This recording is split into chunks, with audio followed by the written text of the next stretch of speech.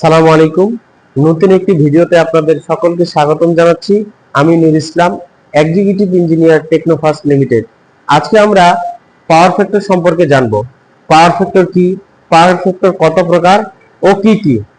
Power factor কম বা বেশি হলে কি হয়? পাওয়ার ফ্যাক্টর হলো ভোল্টেজ এবং কারেন্টের মধ্যবর্তী কোণের কোসাইনের মানেই হলো পাওয়ার ফ্যাক্টর। পাওয়ার ফ্যাক্টর মূলত তিন প্রকার: lagging power factor, leading power factor এবং unity power factor. Power factor lagging, leading এবং ইউনিটি বলতে কি বোঝায় এটা জানার আগে আমাদের বৈদ্যুতিক লোড সম্পর্কে জানতে হবে।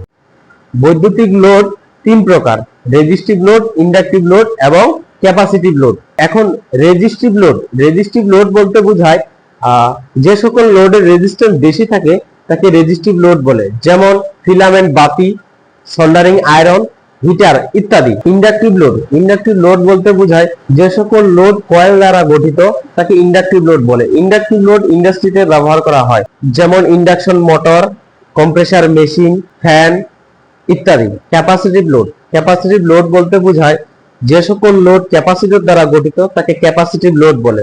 ক্যাপাসিটিভ লোড বলতে বোঝায় ক্যাপাসিটর বা ক্যাপাসিটর ব্যাংক। এখন আমরা যে রেজিস্টিভ লোড, ইন্ডাকটিভ লোড এবং ক্যাপাসিটিভ লোড সম্পর্কে জানলাম, তো রেজিস্টিভ লোডের পাওয়ার ফ্যাক্টর ইউনিটি ধরা হয় এবং ইউনিটির মান 1 ধরা হয়। এখন আমরা যে তিন ধরনের পাওয়ার ফ্যাক্টর জানলাম, lagging power factor, leading power factor এবং ইউনিটি পাওয়ার ফ্যাক্টর, তো ইউনিটি পাওয়ার ফ্যাক্টর রেজিস্টিভ লোডের ক্ষেত্রে ধরা হয়। তাহলে আমরা ইউনিটি পাওয়ার ফ্যাক্টর সম্পর্কে জানলাম।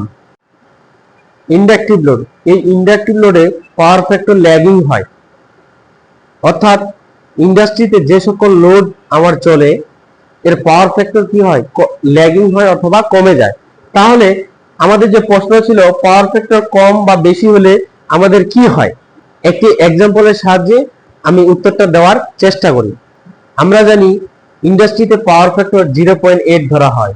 ধরুন আমাদের কাছে 10 হর্স পাওয়ারের একটি মোটর আছে যার রেটেড ভোল্টেজ 400 ভোল্ট।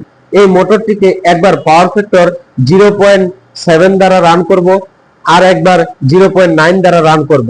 প্রথমে 0.9 দ্বারা রান করি, তাহলে আমরা দেখতে পাচ্ছি এই মোটরটি কারেন্ট নেবে 10.87 এম্পিয়ার। আর যদি একই মোটরটি পাওয়ার ফ্যাক্টর 0.7 দ্বারা রান করি, তাহলে এই মোটরটি 13.98 এম্পিয়ার কারেন্ট গ্রহণ করবে। তাহলে এই এক্সাম্পল দ্বারা বুঝতে পারলাম যদি পাওয়ার ফ্যাক্টর কমে যায় তাহলে লোডগুলো বেশি কারেন্ট গ্রহণ করে, আর যদি পাওয়ার ফ্যাক্টর বেশি থাকে তাহলে লোডগুলো কম কারেন্ট গ্রহণ করে। তাহলে এই এক্সাম্পল দ্বারা বুঝতে পারলাম যদি আমাদের লাইনের পাওয়ার ফ্যাক্টর কমে যায় তাহলে লাইনের কারেন্ট বেশি প্রবাহিত হবে, আর যদি পাওয়ার ফ্যাক্টর বেড়ে যায় তাহলে কি হয়? আমাদের কপার লস বৃদ্ধি পায়, ভোল্টেজ ড্রপ বৃদ্ধি পায়, বিদ্যুৎ বিল বেশি আসে। আর নির্ধারিত মানে পাওয়ার ফ্যাক্টর থাকলে, অর্থাৎ 0.95 থাকলে আমার কোনো ধরনের সমস্যা হয় না। তাহলে আমরা জানলাম পাওয়ার ফ্যাক্টর কম বা বেশি হলে কি হয়। এ ধরনের শিক্ষণীয় ভিডিও পেতে আমাদের সাথে যুক্ত থাকুন। আসসালামু আলাইকুম।